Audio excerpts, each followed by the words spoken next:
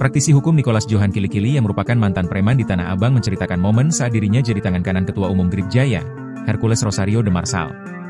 Pria yang akrab disapa Niko itu mengaku ikut dengan Hercules sejak tahun 1990-an. Jujur aja saya ini produk aslinya Bang Hercules di Tanah Abang.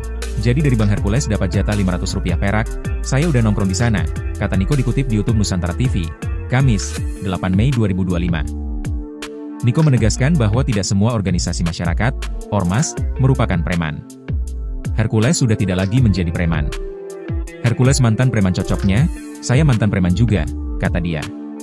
Sudah meninggalkan dunia hitam, Niko mengaku alasannya saat itu yakni karena vonis mati yang disampaikan oleh dokter kepadanya.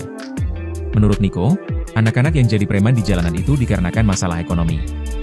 Jadi preman-preman di jalanan mereka bilang, kakak kalau orang lapar itu bisa lebih berani dari polisi dan tentara, katanya.